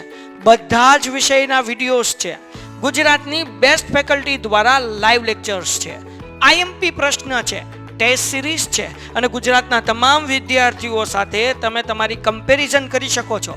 ગેમિફિકેશન છે અને બીજું ઘણું બધું. તો તમે એપ્લિકેશન ડાઉનલોડ ન કરી હોય તો ડિસ્ક્રિપ્શનમાં લિંક આપી છે. હમણાં જ પ્લે સ્ટોર ઉપર જાઓ અને એપ્લિકેશન ડાઉનલોડ કરો. ઘરે બેઠીને સરસ મજાનું ગુજરાતની જોરદાર ફેકલ્ટી સાથે ભણો, સારા માર્ક્સે પાસ થાઓ. રાહ જુઓ અને પરીક્ષણ કરો. પરીક્ષણ ટેસ્ટની વાત કરી. રસી મેળવો. રસી મેળવો એટલે રસીકરણની વાત છે. નિરોધ અને ડેન્ટલ ડેમ સતત અને યોગ્ય રીતે ઉપયોગ કરતા રહો. વધુ પડતો આલ્કોહોલ પીવો નહીં, બરાબર. ગેરકાયદેસર દવાઓનો ઉપયોગ કરવો નહીં. આ બધી વાત છે એ જાતીય રોગોથી બચવા સાથે, અને તમારા જીવનસાથી સાથે વાત કરતા રહ્યો કે કાંઈ તકલીફ હોય તો જણાવે, બરાબર ને. કલિકા સર્જન વિશે ટૂંકમાં માહિતી આપો. કલિકા સર્જન એટલે શું? તો કે ભાઈ યીસ્ટની અંદર છે એ એના શરીર ઉપર એક કલિકા જેવું ઉગી નીકળે, અને આવી 3 થી 4 કલિકા યીસ્ટ જેવા કલિકા જેવી બાહ્ય વૃદ્ધિ પામેલી રચના જોવા મળે. કોષની સપાટી ઉપર આવી કલિકા જેવી રચના જોવા મળે, એને આપણે કલિકા સર્જન કહીએ. ઘણી વખત આ પ્રક્રિયા 3 થી 4 વખત થતા શૃંખલામાં વસાહત રચાય, આ રીતે, તો એને કલિકા સર્જન કહેવાય. કલિકા સર્જન હાઇડ્રામાં થાય. હાઇડ્રાની અંદર પુનર્જનનની ક્ષમતા ધરાવતા વાળા કોષો હશે એ વારંવાર એનું કોષ વિભાજન થશે, અને કોષ વિભાજન થવાથી અહીંયા કલિકાનું નિર્માણ થાય. એનો વિકાસ થઈને બાળ હાઇડ્રા બને, અને બાળ હાઇડ્રા પૂર્ણ વિકસિત થાય એટલે પિતૃથી એ અલગ પડે, બરાબર. તો કલિકા સર્જન કોની અંદર જોવા મળ્યું? યીસ્ટમાં અને હાઇડ્રાની અંદર. સમતલ અરીસો અને તેના દ્વારા રચાતા પ્રતિબિંબની ખાસિયતો જણાવવાની. સમતલ અરીસો કોને કહેવાય ને? એની ખાસિયતો, જેની પરાવર્તક સપાટી સમતલ હોય, સીધી, એને સમતલ અરીસો કહેવાય. સમતલ અરીસાની ખાસિયત કઈ છે પ્રતિબિંબની? તો કે હંમેશા આભાસી અને ચત્તુ પ્રતિબિંબ મળે. આભાસી અને ચત્તુ પ્રતિબિંબ અને વસ્તુનું પરિમાણ સરખું હોય, એટલે તમારી હાઈટ છે 6 ફૂટ હોય તો અરીસામાં તમે 6 ફૂટના જ દેખાવ, નાના મોટા લાંબા ટૂંકા દેખાવ નહીં. વસ્તુની અરીસાથી જેટલું અંતર આગળ હોય તેટલા જ અંતરે વસ્તુનું પ્રતિબિંબથી અંતર હોય. એટલે કે આ અરીસો, એની સામે તમે જો 3 ફૂટ ઉપર ઉભા રહ્યા તો તમારું પ્રતિબિંબ એ પાછળ છે 3 ફૂટ ઉપર જ દેખાશે, બરાબર. તો વસ્તુ અરીસાથી આગળ જેટલા અંતરે છે એટલા જ અંતરે પ્રતિબિંબ અરીસાની પાછળ હશે. વસ્તુના પ્રતિબિંબમાં બાજુઓ ઉલટાયેલી હોય. બાજુ ઉલટાયેલી હોય એટલે તમે આમ જમણો હાથ ઊંચો કર્યો તો તમારા પ્રતિબિંબમાં આમ તમને ડાબો હાથ બતાય, બરાબર ને, એ રીતે. સમતલ અરીસાના ઉપયોગો ક્યાં થાય? તો કે દર્પણ તરીકે. હવારના આપણે ડાચા આપણા જોઈએ ને એમાં, બરાબર, માથું ઓળીએ, સમતલ અરીસો. પેરિસ્કોપ બનાવવા માટે, કેલિડોસ્કોપ બનાવવા માટે સમતલ અરીસાનો ઉપયોગ થાય. બહિર્ગોળ લેન્સના સંદર્ભમાં નીચેના પદો સમજાવો. જો લેન્સ માટે, લેન્સના સંદર્ભમાં, એ પણ કયો? બહિર્ગોળ. મુખ્ય કેન્દ્રની વ્યાખ્યા આપવાની છે. તો મુખ્ય કેન્દ્ર એટલે શું? તો કે ભાઈ બહિર્ગોળ લેન્સની અંદર સમાંતર આપાત થતા કિરણો એ જ્યાં વક્રીભવન પામી અને કેન્દ્રિત થાય એને મુખ્ય કેન્દ્ર કહેવાય, બરાબર. જો અહીં લખ્યું છે મુખ્ય કેન્દ્ર બહિર્ગોળ લેન્સ પરના મુખ્ય અક્ષને સમાંતર આપાત થતા પ્રકાશના કિરણો લેન્સ દ્વારા વક્રીભવન પામી લેન્સના મુખ્ય અક્ષ પરના બિંદુએ કેન્દ્રિત થાય. આ બિંદુને આપણે શું નામ આપ્યું? મુખ્ય કેન્દ્ર. આવા મુખ્ય કેન્દ્ર બે બાજુ હોય. આ સાઈડથી કિરણો નાખો તો અહીંયા ભેગા થાય, અહીંથી કિરણો નાખો તો આ સાઈડ ભેગા થાય, બરાબર. જમણી બાજુ નાખો ડાબી બાજુ ભેગા થાય, ડાબી બાજુથી કિરણો આપાત કરો તો જમણી બાજુ ભેગા થાય. કેન્દ્ર લંબાઈ. તો કેન્દ્ર લંબાઈ એટલે શું? તો કે આ બહિર્ગોળનું કેન્દ્ર એ O, અને અહીંયા બધા કિરણો ભેગા થયા હતા એનું કેન્દ્ર એ F1 અથવા F2. આ બે વચ્ચેના અંતરને આપણે કેન્દ્ર લંબાઈ કીધું. મુખ્ય અક્ષ. મુખ્ય અક્ષ એટલે શું? તો કે ભાઈ આ વક્રતા કેન્દ્ર, આ પ્રકાશીય કેન્દ્ર, મુખ્ય કેન્દ્ર, એ બધામાંથી પસાર થતી એક કાલ્પનિક રેખા, એને આપણે મુખ્ય અક્ષ નામ આપ્યું, બરાબર. શા માટે ટોસ્ટર, વિદ્યુત ઇસ્ત્રી કોઇલ શુદ્ધ ધાતુની બદલે મિશ્ર ધાતુની બનાવવામાં આવે? તો કે ભાઈ શુદ્ધ ધાતુઓ છે એનું ગલન બિંદુ નીચું હોઈ શકે, તો આ મિશ્ર ધાતુઓનું ગલન બિંદુ છે ઊંચું છે. જો ધાતુના બદલે એલોય, એલોય એટલે મિશ્ર ધાતુની બનેલી હોય, કારણ કે તે વધુ પ્રતિકારક હોય, એટલે કે એનું ગલન બિંદુ કેવું છે? ઊંચું છે, બરાબર. અને એ ઊંચા તાપમાને પણ ઓક્સિડાઇઝ થતા નથી, અને એનો અવરોધ પણ કેવો હોય? વધારે હોય. ઘર વપરાશમાં શ્રેણી જોડાણનો ઉપયોગ કરવામાં આવતો નથી. ઘર વપરાશમાં આપણે શેનો ઉપયોગ કરીએ? સમાંતર જોડાણનો. કેમ કે શ્રેણી જોડાણમાં શું થાય? તો કે શ્રેણી જોડાણમાં વોલ્ટેજ વહેંચાઈ જાય. વોલ્ટેજ વહેંચાય. જ્યારે આપણે બધાના વોલ્ટેજ કેવા જોઈએ છીએ? સમાન. શ્રેણી જોડાણમાં શું થાય? તો કે એક પરિપથ, એક સાધન ચાલુ થાય તો બધા ચાલુ થઈ જાય. એક બંધ થાય તો બધા બંધ થઈ જાય. તો આવું આપણે ઘરમાં જોતું નથી કે લાઇટની સ્વિચ પાડી તો લાઇટ, પંખા, ટ્યુબલાઇટ જેટલું બધું હતું એ બધું ચાલુ થઈ ગયું એવું આપણે ઘરમાં જોતું નથી. બરાબર? તો આ બે કારણોથી આપણે ઘરની અંદર સમાંતર જોડાણનો ઉપયોગ કરીએ. વોલ્ટેજ વહેંચાઈ જાય, પ્રવાહ છે સમાન રહે. આપણે ઊંધું જોઈએ, પ્રવાહ બધામાં સમાન જોઈએ, પ્રવાહ અલગ અલગ જોઈએ ને વોલ્ટેજ સમાન જોઈએ. શ્રેણી જોડાણમાં ઊંધું થાય, વોલ્ટેજ વહેંચાઈ જાય ને પ્રવાહ સમાન રહે. આવું આપણે જોતું નથી, એટલા માટે આપણે સમાંતર જોડાણનો ઉપયોગ કરીએ, શ્રેણી જોડાણનો નહીં. બરાબર? ડી વિભાગ એના મોટા પ્રશ્નો શરૂ થયા. બરાબર? અહીં સુધી ક્લિયર છે?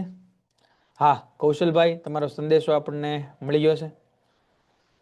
સમજાણું? ચાલો પછી જુઓ, આલ્કોહોલ અને ગ્લુકોઝ જેવા સંયોજનો હાઇડ્રોજન ધરાવે છે, પરંતુ તેઓ એસિડ ની માફક આપણે એને વર્ગીકૃત કરી શકતા નથી. એ પ્રવૃત્તિ સાથે જણાવવાનું છે. બરાબર? આ આકૃતિ છે આમાં નહીં આવે ને. આ સવાલ જે લખ્યો છે ભાઈ એની અંદર આ આકૃતિ નહીં આવે. આ આકૃતિ અહીંથી કાઢી નાખો. બરાબર? આ આકૃતિ નથી એના માટે. આલ્કોહોલ અને ગ્લુકોઝ એ હાઇડ્રોજન ધરાવે છે, છતાં પણ શું લખ્યું છે કે છતાં પણ તેને આપણે એસિડ કે બેઝની જેમ એને વર્ગીકૃત કરી શકતા નથી. એવું કેમ છે જોઈએ આપણે. તો એમાં કહે છે કે એક સર્કિટ બનાવો. સમજો, એક સર્કિટ આપણે બનાવી. આ એક પાત્ર લીધું, આની અંદર તમે છે એસિડ અથવા બેઝનું દ્રાવણ ભરી દો. એસિડ અને બેઝનું દ્રાવણ ભરી દો અને અહીંયા આગળ છે વિદ્યુત પ્રવાહ પસાર કરો અને આ બલ્બ રાખો. તો તમે એસિડ નાખશો, બેઝ નાખશો તો આ બલ્બ પ્રકાશિત થશે. આ બલ્બ છે એ પ્રકાશિત થશે. જો લખ્યું બલ્બ પ્રકાશિત થશે, આગળ લખ્યું છે. પણ જો આની અંદર તમે આલ્કોહોલ નાખશો અથવા તો ગ્લુકોઝનું દ્રાવણ નાખશો, આની અંદર જો તમે ગ્લુકોઝનું દ્રાવણ નાખશો તો બલ્બ પ્રકાશિત થશે નહીં. બલ્બ નો પ્રકાશિત થયોનો મતલબ શું થયું કે આની અંદર આયનો છે નહીં. અને એસિડિક કે આલ્કલાઇન વર્તણૂક ક્યારે કહેવાય?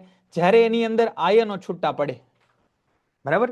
એસિડિક કે બેઝિક વર્તણૂક ક્યારે કહેવાય? જ્યારે આયનો છૂટા પડે. એકદમ સરળ ભાષા મુક્ત થાય.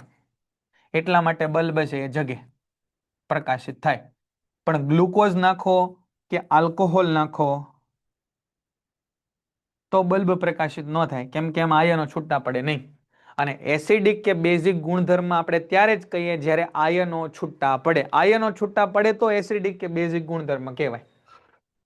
રસોઈ ઘરમાં સ્વાદિષ્ટ અને ક્રિસ્પી પકોડા બનાવવા માટે વપરાતા પદાર્થનું નામ, તેની બનાવટ અને ઉપયોગો જણાવવાના છે. બરાબર? તો એના માટે આપણે કોનો ઉપયોગ કરીએ? તો કે સોડિયમ. આપણે અહીંયા પ્રશ્ન કયો પૂછેલો છે? તો કે ખાવાના સોડાનો પ્રશ્ન પૂછ્યો છે. બરાબર? ખાવાનો સોડા એનો પ્રશ્ન પૂછ્યો છે. સમીકરણ બરાબર અહીંયા લખેલા નથી એટલે એને આપણે પુસ્તકમાંથી છે એને જોજો તમે. બેકિંગ સોડા, એને આપણે સોડિયમ હાઇડ્રોજન કાર્બોનેટ અથવા સોડિયમ બાયકાર્બોનેટ એવું નામ આપ્યું. Sodium bicarbonate. અને એની પ્રક્રિયા લખી છે NaCl, H2O, CO2 અને NH3.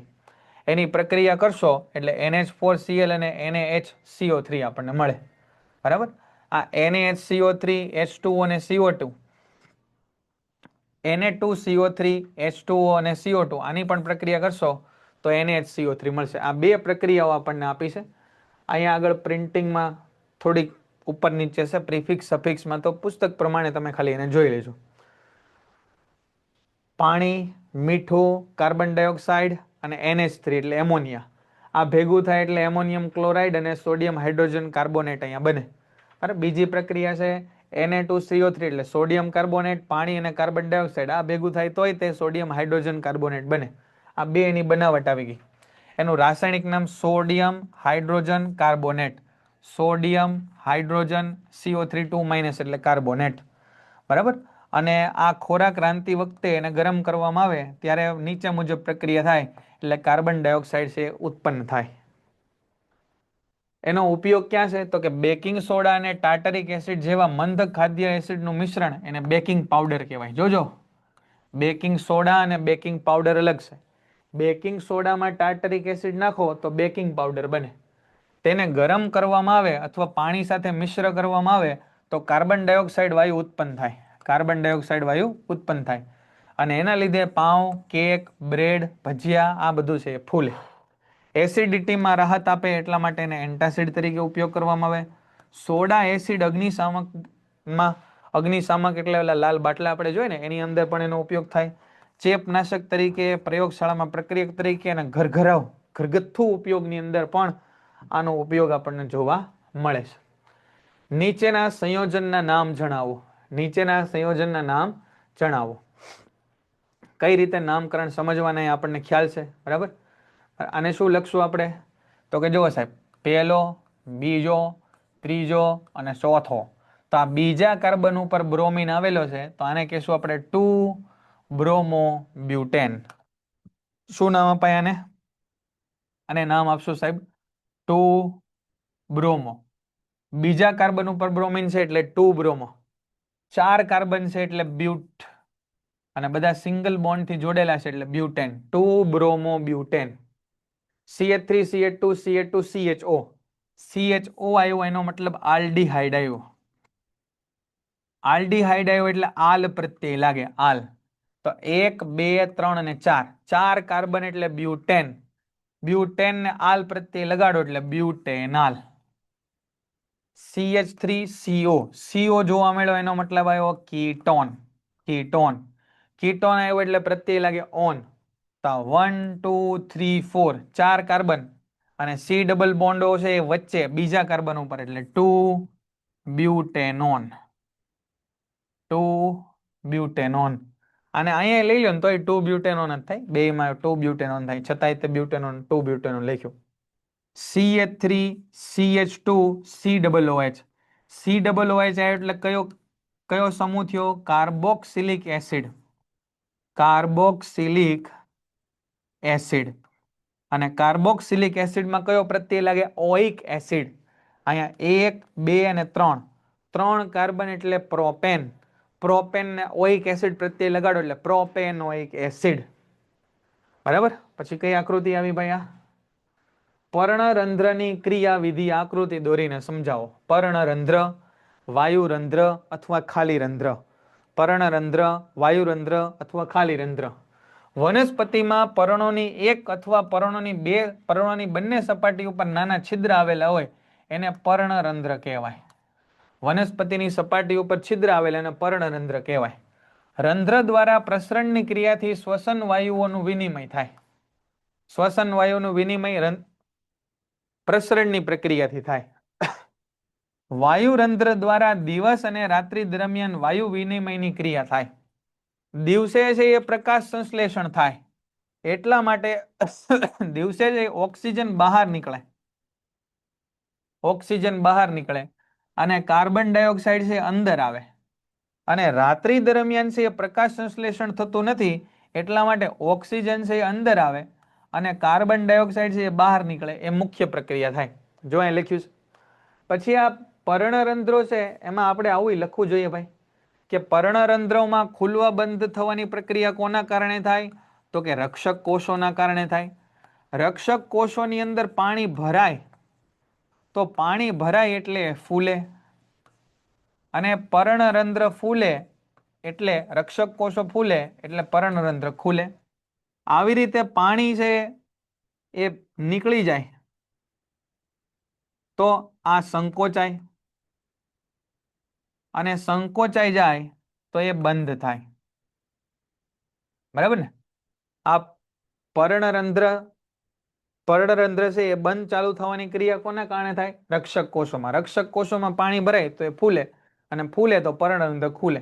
રક્ષક કોષમાંથી પાણી નીકળે તો સંકોચાય અને સંકોચાય તો પર્ણરંધ્ર છે એ બંધ થાય.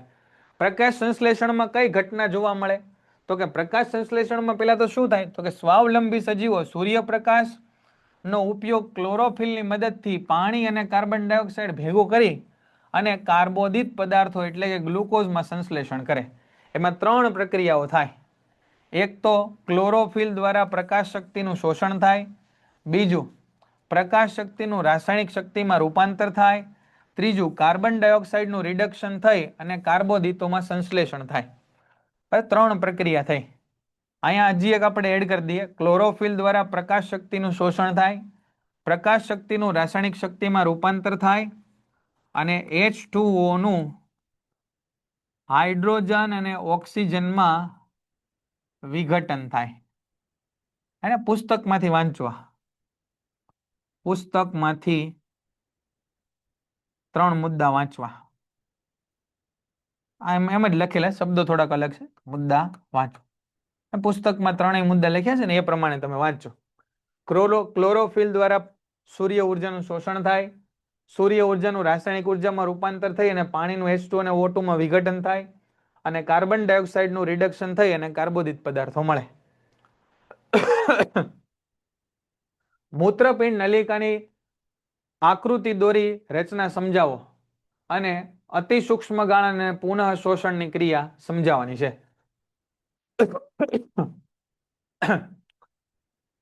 પુસ્તક મુજબ તમે આકૃતિ બનાવજો. બરાબર, પુસ્તક મુજબ આકૃતિ બનાવી, પુસ્તક મુજબ આકૃતિ બનાવી. બરાબર, આ આકૃતિ સાચી જ છે, પણ આપણા પુસ્તકમાં જે આકૃતિ આપી છે એ વધારે યોગ્ય રહેશે. આપણે ચાલો, સૌથી પહેલા મૂત્ર નિર્માણની અંદર શું હોય તો કે મૂત્ર નિર્માણ કોણ કરે તો કે મૂત્રપિંડ કરે. મૂત્રપિંડની અંદર એ મૂત્ર નિર્માણ કોણ કરે તો કે મૂત્ર નિર્માણ માટે આ મૂત્રપિંડ નલિકાઓ આવેલી હોય. મૂત્રપિંડ નલિકાનો સૌથી આગળનો કોથળી જેવો ભાગ, બરાબર, ગોળા જેવો ભાગ, એને કહેવાય બાઉમેનની કોથળી. આ બાઉમેનની કોથળીમાં રુધિર કેશિકાઓનું ગુચ્છ આવેલું હોય. એમાં દબાણથી જ્યારે રુધિર જાય ત્યારે એનું પ્રાથમિક ગાળણ થઈ અને પ્રાથમિક ગાળણ જે નીકળે એને ત્યાંથી મૂત્ર બનવાની શરૂઆત થાય. બરાબર, બાઉમેનની કોથળીની અંદર દબાણપૂર્વક છે એ રુધિર કેશિકાઓમાંથી રુધિર જાય એટલે પ્રાથમિક ગાળણ અહીંયા આવે. અહીંયા પ્રાથમિક ગાળણ આવે અને બાકીનું રુધિર શુદ્ધ થઈને છે એ બહાર નીકળી જાય. બરાબર, આ પ્રાથમિક ગાળણની અંદર વધારે પ્રમાણની અંદર ગ્લુકોઝ, પાણી, એમિનો એસિડ અને ક્ષારો આ બધી વસ્તુ રહેલી હોય. પણ આ બધી વસ્તુની શરીરને જરૂર છે, એટલા માટે અહીંયા આગળ આવી નલિકામય રચના જોવા મળે. આ નલિકામય રચનાની અંદર પ્રાથમિક ગાળણ ફરે ત્યારે આ બધી રુધિર કેશિકાઓ દ્વારા એનું પુનઃ શોષણ થાય. એને કહેવાય પસંદગીશીલ પુનઃ શોષણ. પસંદગીશીલ પુનઃ શોષણનો મતલબ શું થાય તો કે સાહેબ એની અંદર ઘણા બધા દ્રવ્યો છે, એમાંથી એને જે પસંદ પડશે ને એ જ લેશે. અને એને કયા કયા પસંદ પડશે તો કે એને ભાઈ ગ્લુકોઝ, એમિનો એસિડ, લખો અહીંયા, ગ્લુકોઝ, એમિનો એસિડ, પાણી, આ બધી વસ્તુ છે ને એ એને ગમશે, એ લેશે. બાકીના બધા ઝેરી કચરા હશે ને એનો નિકાલ કરશે. એટલા માટે એને પુનઃ શોષણ કહેવાય, પસંદગીશીલ પુનઃ શોષણ કહેવાય. બરાબર, તો આ બધી વાતો કરીશ. આને પણ પુસ્તકમાંથી તમે એક વખત વાંચજો. પર્યાપ્ત દબાણ તો 2 પ્રક્રિયા જોઈએ, અતિ સૂક્ષ્મ ગાળણ જે ક્યાં થાય બાઉમેનની કોથળીમાં, અને પુનઃ શોષણની પ્રક્રિયા ક્યાં થાય તો કે જે ગૂંચળામય નલિકાઓ આવેલી છે ને એ ગૂંચળામય નલિકાઓની અંદર થાય. વિદ્યુત પ્રવાહ ધારિત વર્તુળાકાર લૂપના કારણે ઉદ્ભવતું ચુંબકીય ક્ષેત્ર કયા નિયમને અનુસરે અને એની લાક્ષણિકતાઓ આપણે જણાવવાની છે. બરાબર, તો વિદ્યુત પ્રવાહ ધારિત લૂપ એમાંથી ઉદ્ભવતું ચુંબકીય ક્ષેત્ર. તો આ આકૃતિ તમારે દોરવાની, જે પ્રમાણે અહીંયા આપેલી છે એ પ્રમાણે, પુસ્તકમાં ખોટી આપેલી છે એ પ્રમાણે. સૂર્યક વાહક તારને વર્તુળાકારે વાળી અને રિંગ બનાવવાની છે અને આ રિંગના 2 છેડાને છે વિદ્યુત ધ્રુવો સાથે જોડી દેવાના અને એમાંથી પ્રવાહ પસાર કરવાનો. અને ક્ષેત્ર રેખાઓની દિશા છે એ જમણા હાથના અંગૂઠાના નિયમથી નક્કી કરી શકાય.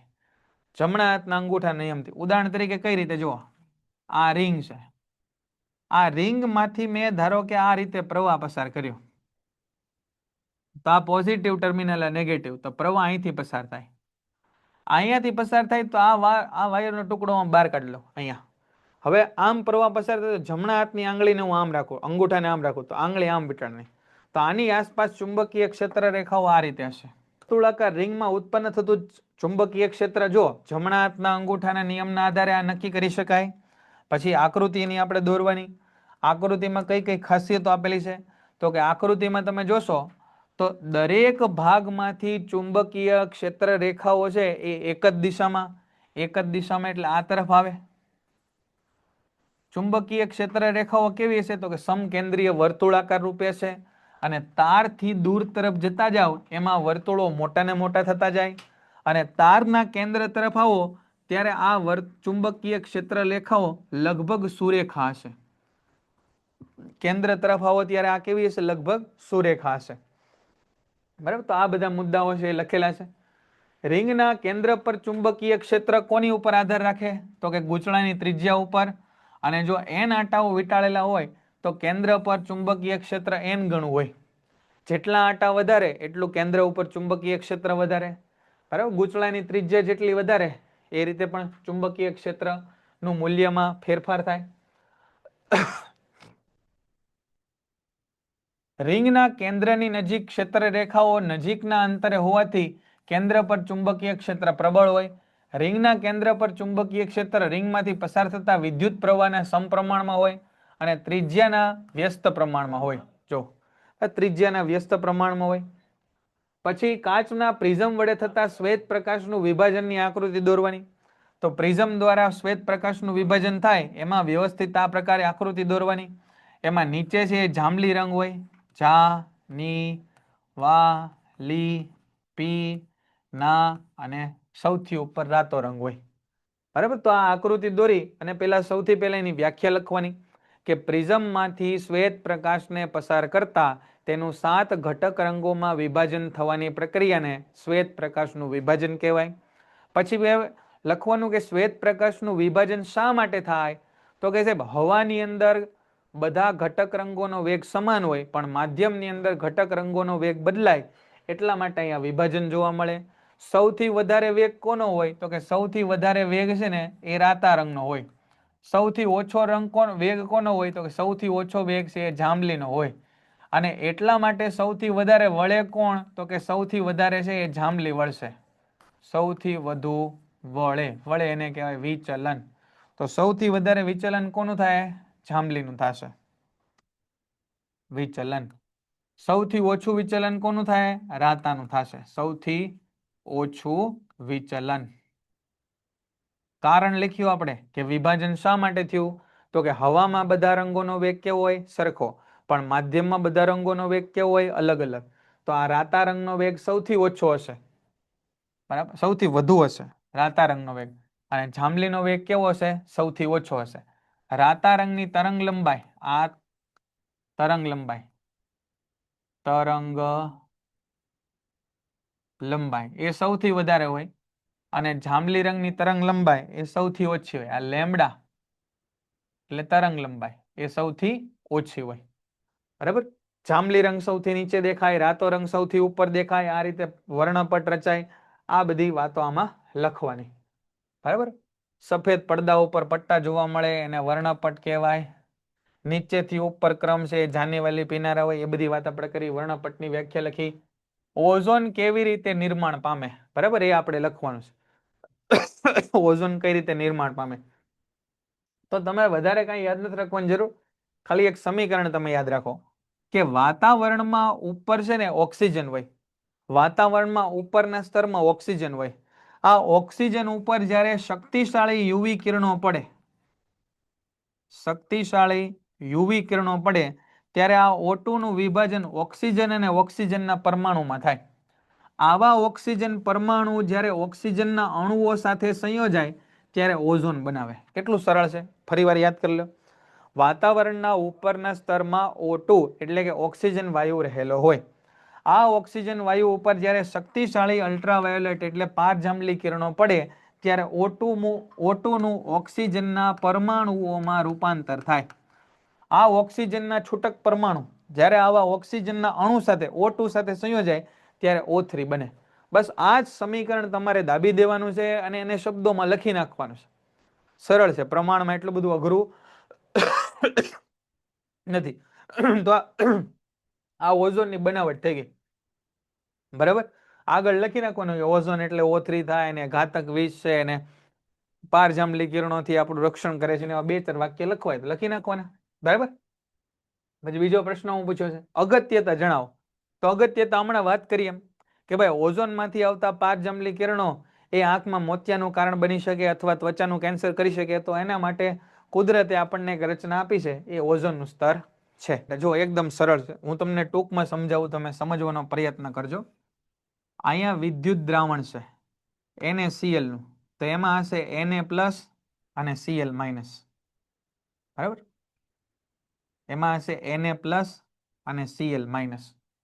અહીંયા વિદ્યુત ધ્રુવો છે, એક હશે એ ધન ધ્રુવ હશે અને બીજો હશે એ ઋણ ધ્રુવ હશે, બરાબર? ઋણ ધ્રુવ હશે, બરાબર? NaCl. તો આની અંદર આ બધા Na પ્લસ અને એ હશે કોની બાજુ જાય? આ માઇનસ બાજુ જાય. અને Cl માઇનસ છે એ કોની બાજુ જાય? પ્લસ તરફ જાય, બરાબર? તો અહીંયા આગળ સોડિયમ છે એ જમા થશે, બરાબર? ટૂંકમાં અહીંયા NaCl માં Na પ્લસ છે નેગેટિવ એટલે ઋણ ધ્રુવ બાજુ જાય, Cl માઇનસ છે પોઝિટિવ બાજુ જાય, એટલે Na પ્લસ છે અહીંયા જમા થતો જાય. એને વિદ્યુત વિભાજનીય રિડક્શન કહેવાય.